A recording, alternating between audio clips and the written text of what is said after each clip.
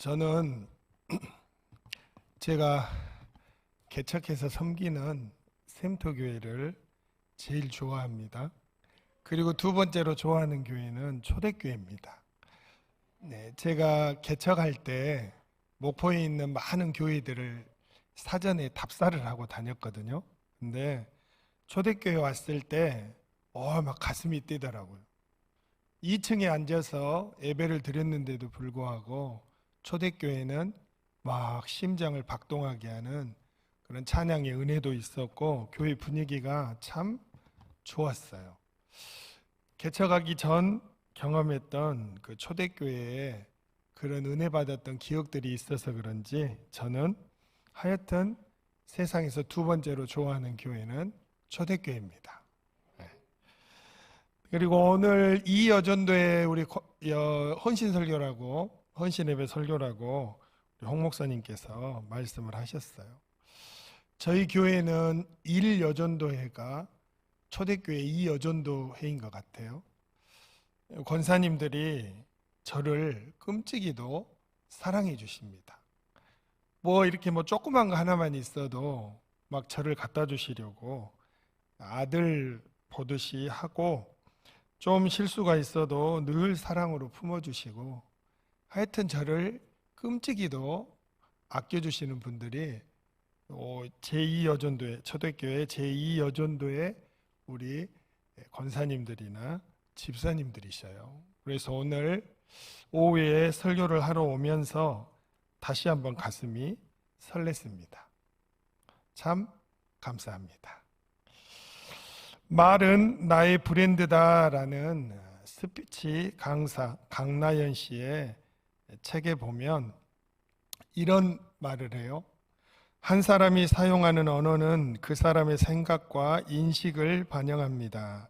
그렇기 때문에 누군가 평소에 사용하는 언어 습관을 보면 그 사람의 운명을 알 수 있습니다. 대체적으로 부정적인 말을 주로 하는 사람은 부정적인 미래가, 긍정적인 언어를 사용하는 사람에게는 긍정적인 미래가 펼쳐집니다. 이는 개인의 언어뿐만 아니라 사회적 언어도 마찬가지입니다. 이렇게 이야기해요. 우리가 살아가면서 생각하는 것 중에 하나가 실증하는 거죠. 이 말이 정말 맞는 말인가? 성경에도 하나님께서 하시는 말씀이지만 세상 사람들은 이런 말을 정말로 임상을 통해 체험하고 이런 이야기를 하는 것일까? 다윗 왕을 보면 실증해주는 인물이죠. 다윗 왕은 일반 백성들에게도 인기도 많고 일반 백성들에게 영향을 참 많이 끼쳤어요. 우리나라도 대통령이 전 국민에게 사랑받기는 힘들죠. 구조상. 다윗 왕은 사랑을 많이 받았어요. 사무엘상 18장 5절 말씀에 보면 온 백성이 다윗이 군대장관 된 것을 합당히 여기고 좋아했다라고 기록합니다. 사무엘상 22장 1절과 2절에는 아둘람 굴로 억울한 일들을 당했던 모든 사람들이 그에게 모여드는 이야기를 우리에게 들려주고 있습니다. 다윗 왕은 또는 다윗은 백성들에게도 신하들에게도 그리고 어려운 이들에게도 모두에게 선한 영향력을 끼치고 존중을 받았어요.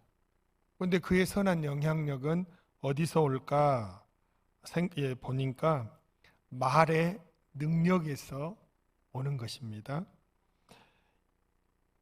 사무엘상 30장 24절에는 이스라엘의 율례가 되는 말씀이 하나 나와요.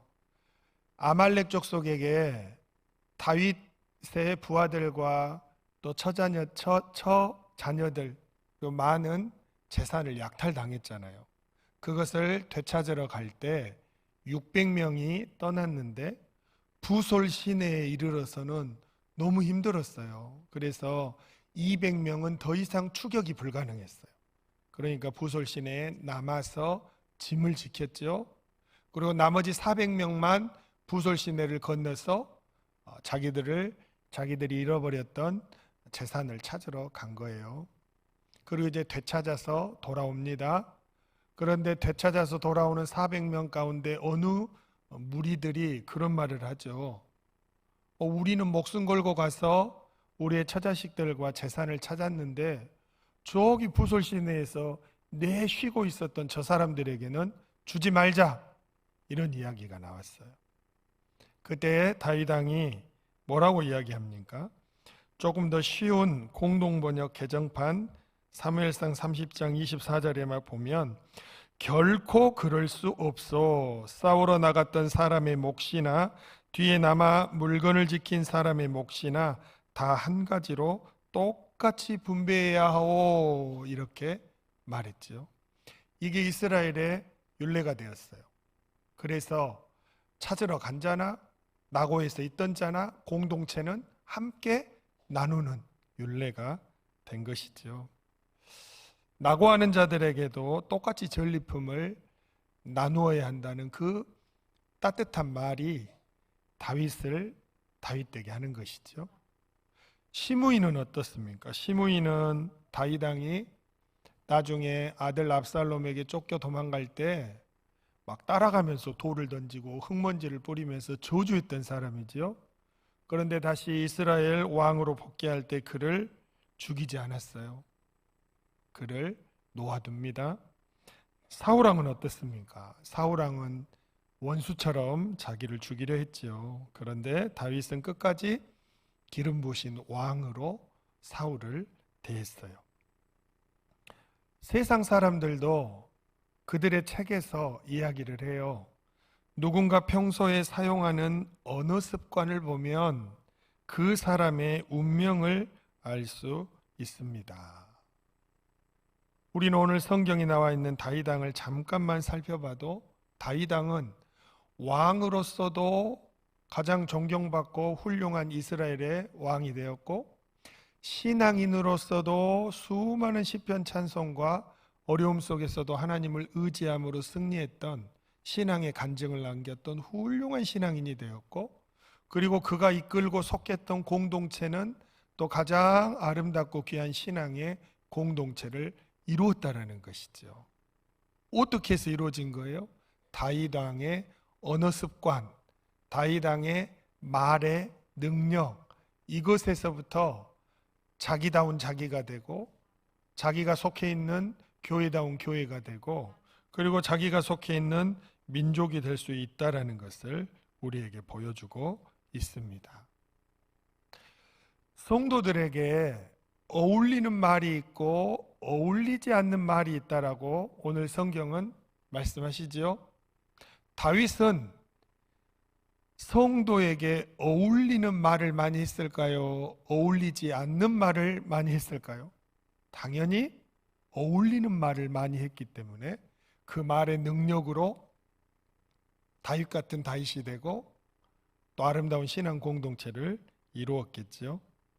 특별히 오늘 이 여전도회 헌신 예배에 교회를 지탱하는 것은 뭡니까?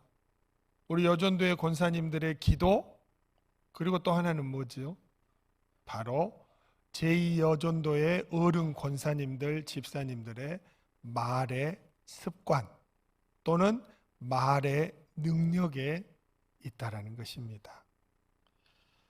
오늘 성도에게 어울리지 않는 말은 에베소서 5장 4절 상반절에 누추함과 어리석은 말이나 희롱의 말이 마땅치 아니하니, 이렇게 말씀하죠. 우리가 생각할 수 있는 모든 나쁜 말은 바로 여기에 속하는 거예요. 그런데 이런 말은 성도에게 어울리지 않는다라는 것이죠. 그런데 성도에게 어울리는 말은 무엇이냐? 에베소서 5장 4절 하반절의 말씀에 보면 오히려 감사하는 말을 하라, 이렇게 말씀하세요. 성도에게 어울리는 말은 감사하는 말, 하나님께 감사를 드리는 말, 고백, 언어, 찬양, 예배다라고 우리에게 말씀을 합니다.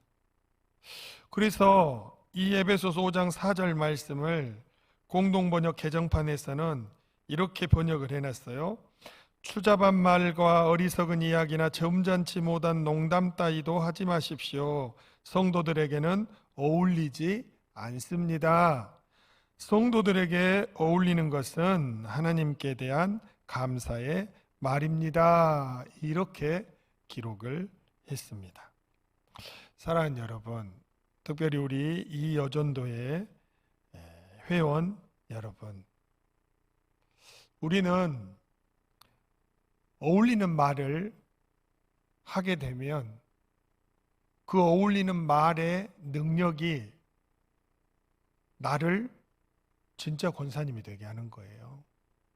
내가 교회를 오래 섬기고 내가 교회의 권사님이어서 제대로 된 권사님이 되는 것이 아니라 내 언어 습관이 하나님께 감사하는 말을 돌리고 내 주위에 있는 더 어린 성도들에게 늘 수고한다 격려하고 따뜻하게 품어주고 실수했을 때 격려해주면 그 언어의 능력이 권사님을 진짜 권사님이 되게 하신다라는 것이죠. 그리고 그 권사님들이 속해 있는 제2여전도회가 정말로 제2여전도회다운 제2여전도회가 된다는 거예요.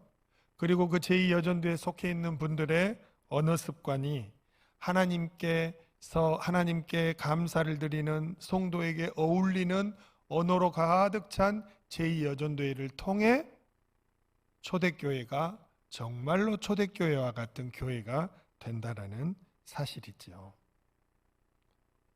사랑하는 여러분, 하나님께 감사의 말을 하는 것이 성도에게 어울린다라고 했는데, 하나님께 감사의 말을 하려면 그 전에 바르게 잡아야 할 마음가짐이 있어요. 그 마음가짐이 중요한데 그는 두 가지의 문제를 데리고 다닙니다. 하나는 받아들이는 사람이 해석을 잘 해야 하는 문제가 있어요.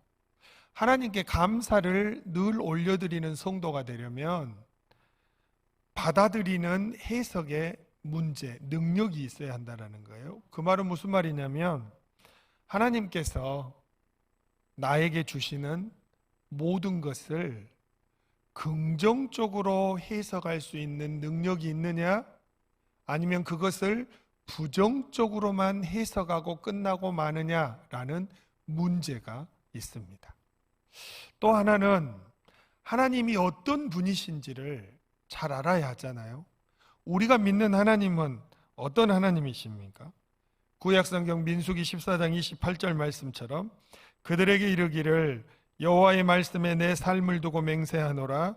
너희 말이 내 귀에 들린 대로 내가 너희에게 행하리니 라고 말씀을 하세요. 하나님은 성도가 하는 말을 들으신대요.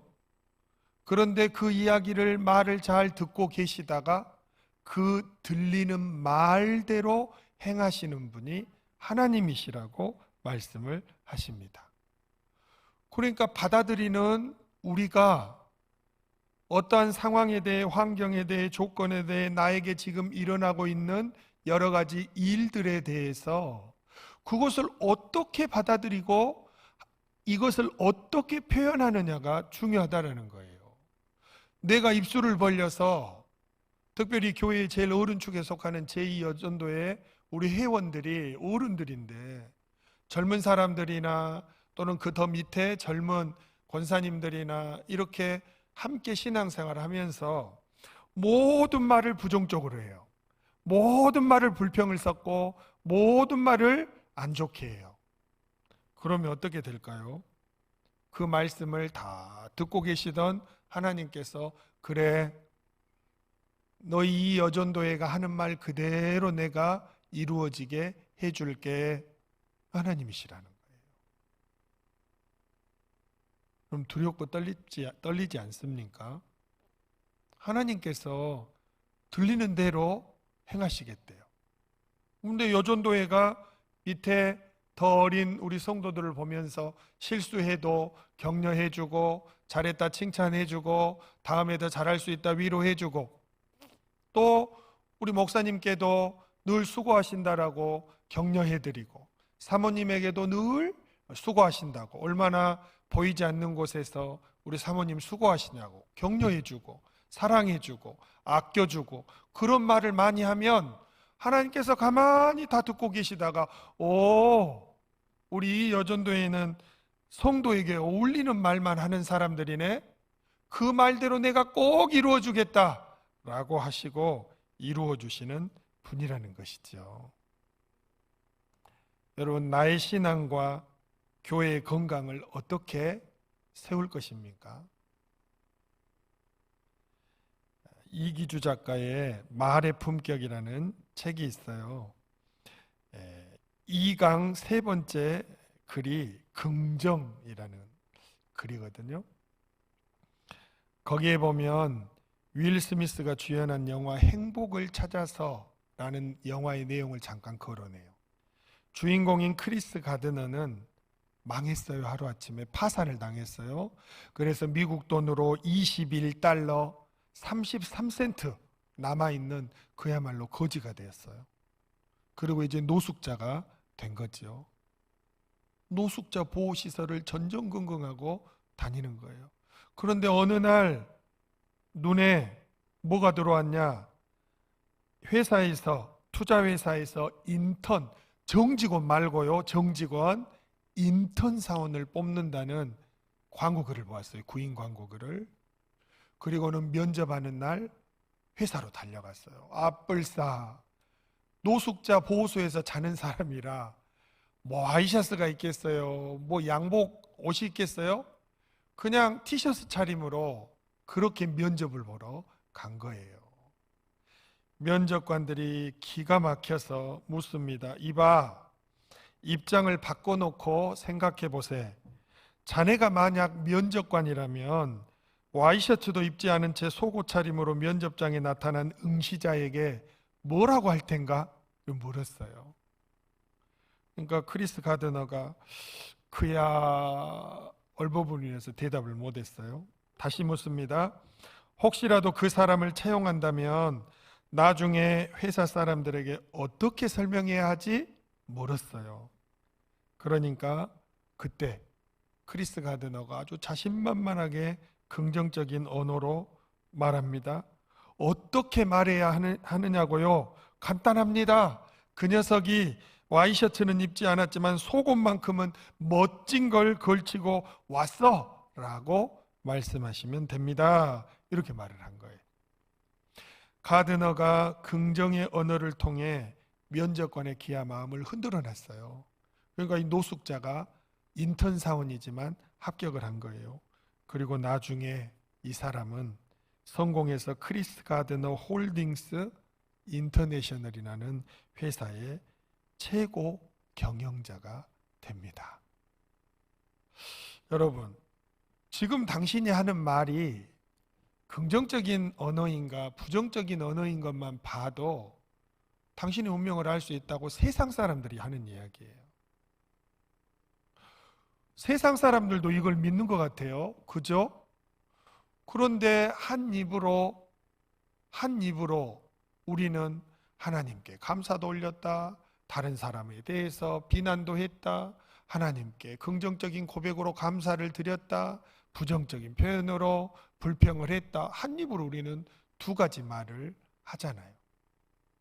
물론 이 세상에 이 입이 완벽한 사람이 여러분 어디에 있겠습니까? 그러나 중요한 것은 그 사람의 신앙생활 태도가, 그 사람의 삶의 태도가, 그 사람이 입을 열면 그 사람의 입술에서 계속 부정적인 말이 나오고 비난하는 말이 나온다면 성도에게 어울리지 않죠. 입을 열고 언어가 튀어나올 때면 늘 긍정적인 자세로 상황을 해석하고 하나님께 이것도 감사합니다 할 수 있어야 성도라는 것입니다. 그러니까 우리가 완벽하진 않지만 이 정도는 성도의 역할을 해야 한다는 것이죠. 그런데 우리 제2여전도의 우리 귀한 권사님들, 집사님들은 이런 역할을 정말로 잘해 주셔야 돼요. 예전에 그렇게 썩 좋은 이야기는 아니에요. 미국에 있던 목사님이 목회를 참 잘하셨어요. 존중받고 사랑받고 목회를 참 잘하셨는데 본의 아니게 이제 어떤 일들이 생겨가지고 교회를 이제 그만두고 우리가 좀 안 좋게 표현하면 쫓겨나가시게 됐어요. 장로님들은 교회를 이제 또 앞으로 이끌고 가야 하기 때문에 장로님들은 바른 소리도 하시고 또 틀린 거에 대해서는 지적하는 것이 당연하지요. 그런데 이 목사님이 목회를 정말 잘했다라는 것을 저는 어디에서 느꼈냐면 이 목사님이 교회를 이제 그만두고 떠나시게 되는데 그 교회에 한 200~300명 되는 어른 권사님들이 그날 떠나는 날 목사님 사택 앞에 그 200~300명 되는 권사님들이 다 모이셔가지고 막 엉엉엉 울면서 그렇게 목사님을 안아주고 보내주시는데 저는 그것을 보고 그 목사님은 목회를 참 잘하셨고 그 교회는 정말로 훌륭한 교회다라는 생각을 했던 적이 있습니다.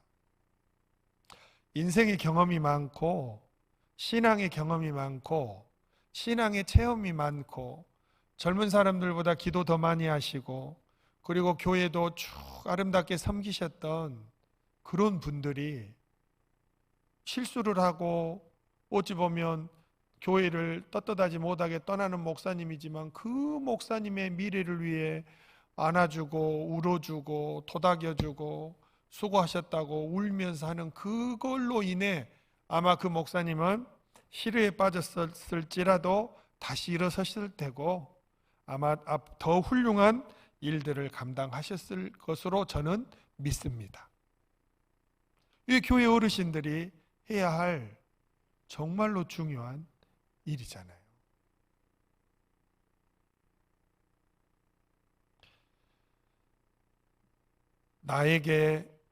지금 나에게 일어나는 일, 지금 나에게 주시는 환경이나 조건, 이걸 여러분 어떻게 해석해야 합니까?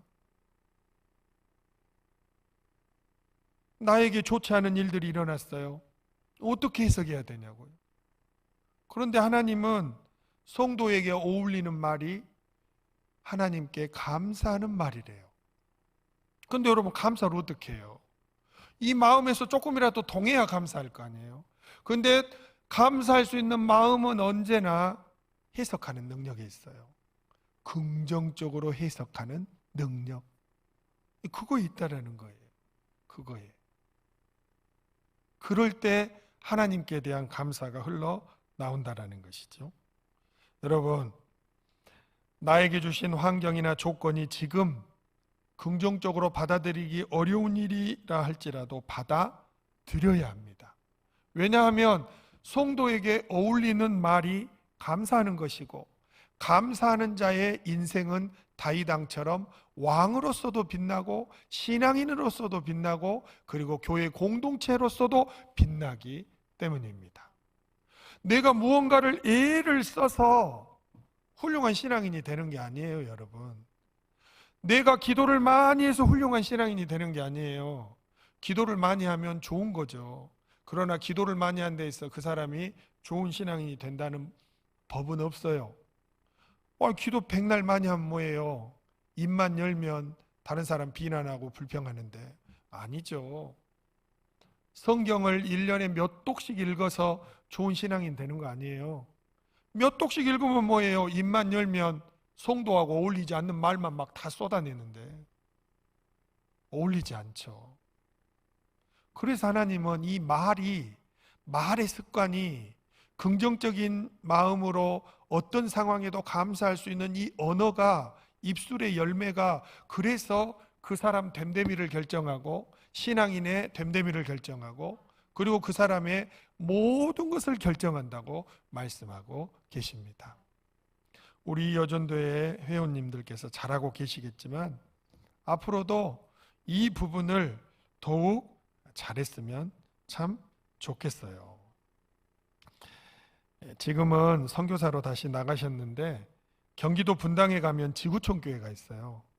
거기 진재영 목사님 책 언어의 영성이라는 책에 보면 일본의 마쓰시타 전기 산업의 창업자인 마쓰시타 고노스케 회장의 그 성공 비결을 다음과 같이 써놨어요. 첫째는 집이 몹시 가난했던 것을 감사한다. 가난했기에 온갖 고생을 하였고 이 고생을 통해서 인생의 많은 경험을 한 것이 성공에 도움이 되었다. 둘째, 건강하지 못한 몸에 대해 감사하다. 건강하지 못했기에 건강의 소중함을 알고 건강을 위해 항상 운동에 힘써 늙어서도 건강하게 생활할 수 있게 되었다. 셋째, 못 배운 것을 감사한다. 초등학교도 못 나왔기 때문에 만나는 사람마다 나의 스승이라고 생각하고 배울 수 있는 겸손함을 가지게 되었고 그것이 성공에 큰 도움이 되었다라고 밝히고 있습니다. 오늘날로 이야기하면 루저예요. 루저. 흙수저. 건강하지도 못해요. 집도 가난해요. 그리고 못 배웠어요. 이런 사람이 여러분 어떻게 성공하고 미래가 있겠어요? 그런데 이분은 이 안 좋은 환경에 대해 감사했대요. 감사해.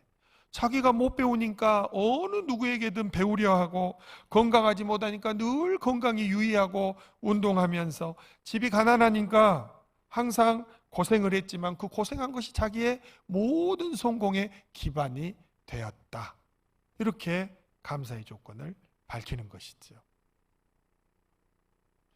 여러분, 우리에게 주어진 환경이나 우리에게 주어진 조건, 감사하면 놀라운 일이 일어날 줄로 믿습니다.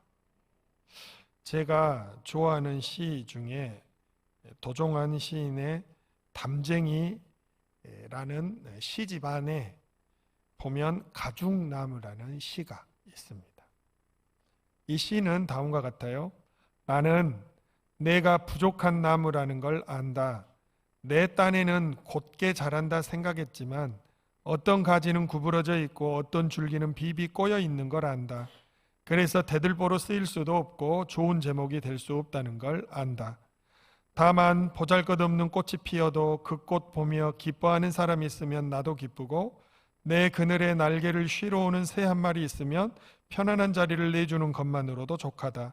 내게 너무 많은 걸 요구하는 사람에게 그들의 요구를 다 채워줄 수 없어 기대에 못 미치는 나무라고 돌아서서 비웃는 소리 들려도 조용히 웃는다. 이제 나머지는 생략하겠어요. 길어서. 제가 이 시를 좋아하는 이유는 두 가지예요. 하나는 자기 자신이 나는 부족한 나무라는 것을 안다라는 거예요. 내가 자라면서 곧게 자라려고 열심히 노력했는데 구부러졌어요. 때로는 나쁜 일도 했어요. 그리고 여기 나온 것처럼 가지만 구부러진 게 아니라 어떤 것은 막 비비 꼬여서 내 마음이 막 꼬여 있어요. 그러나 나는 내가 부족함을 알기 때문에 그래서 내가 대들보가 못 되고 좋은 제목이 못 돼도 불평하지 않아요. 왜? 나는 나대로 꽃에게, 사람에게, 새 한 마리에게라도 나에게서 요구하는 것을 제공해 주면서 기뻐할 수 있기 때문에 나는 내가 부족한 걸 아니까 어떤 상황이나 조건도 감사함으로 받아들일 수 있다는 것이죠.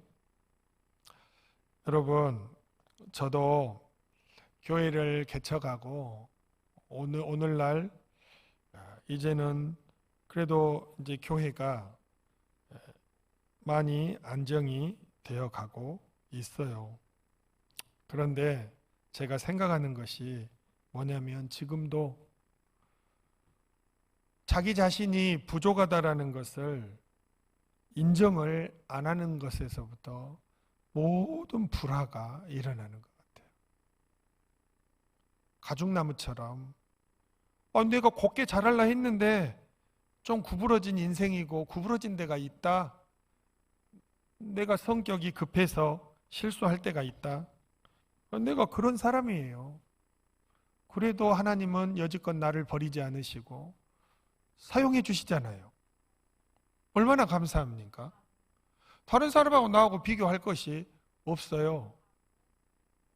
그냥 나는 나대로 감사한데 어떤 자세로 있을 때 나는 내가 부족한 것을 알아요.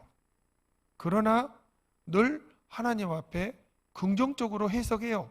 왜? 나를 사용하실 때가 있으니까. 그럼 하나님께 감사하는 거예요. 그래서 가죽나무처럼 쓰임받았으면 좋겠다라는 것이죠.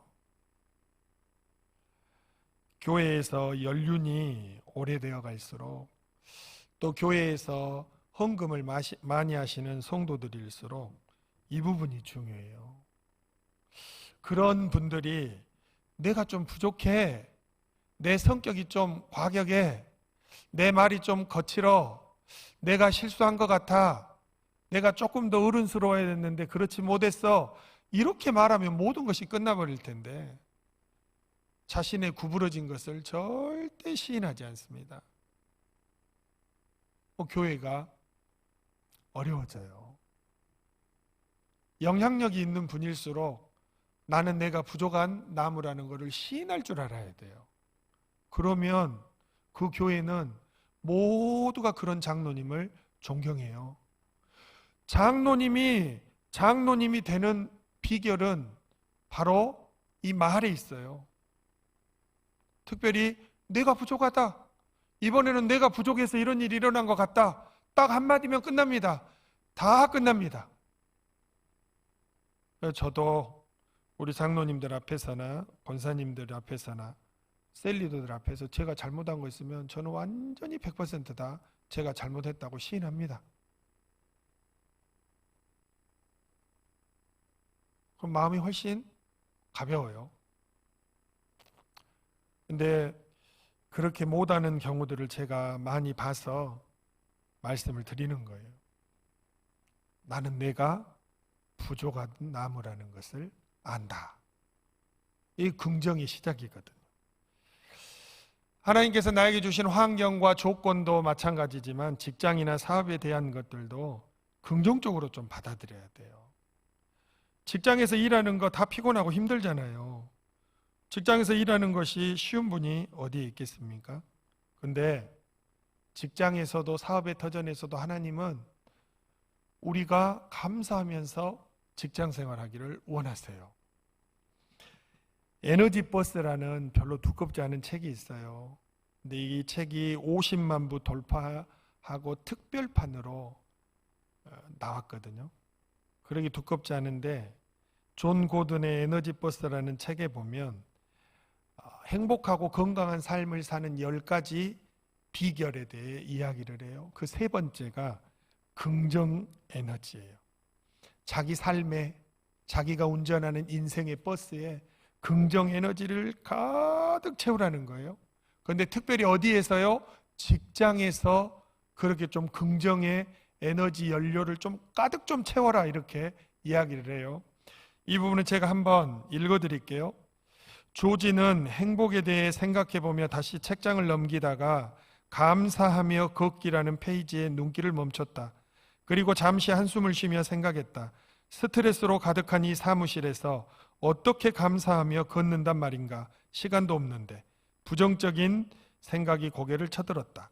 그 감정을 느낀 조지는 얼른 마음속 쓰레기통에 그 부정 에너지를 던져버리고는 마음을 고쳐먹었다.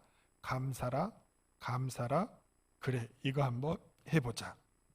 조지는 머그잔에 생수를 따라서 손에 든 채 사무실 복도를 천천히 걸었다. 그리고 감사할 것들을 하나씩 머릿속에 떠올렸다.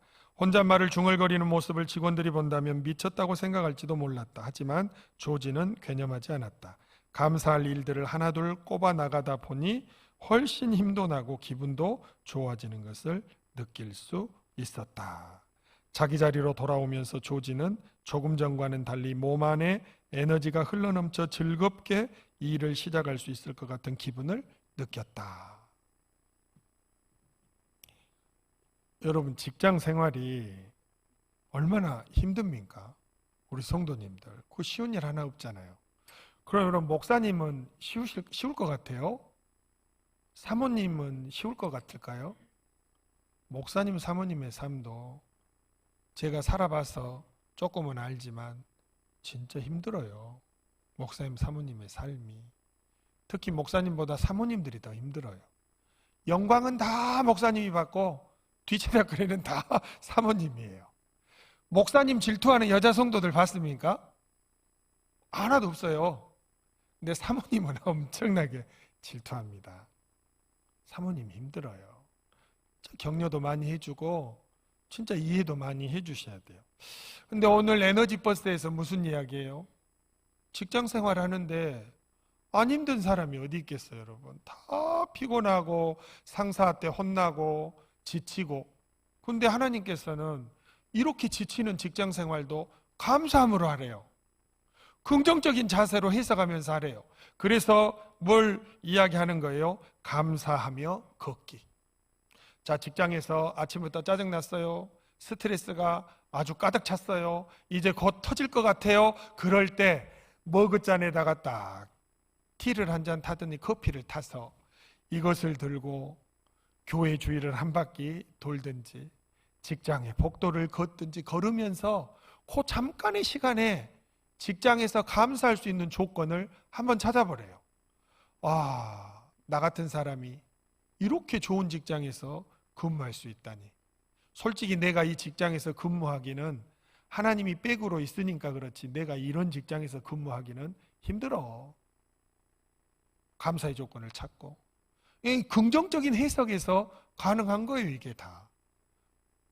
오늘 아침에 나를 혼냈던 부장, 그 사람도 얼마나 힘들겠어. 다른 사람 혼내고 나서 그 사람이라고 기분 좋겠어.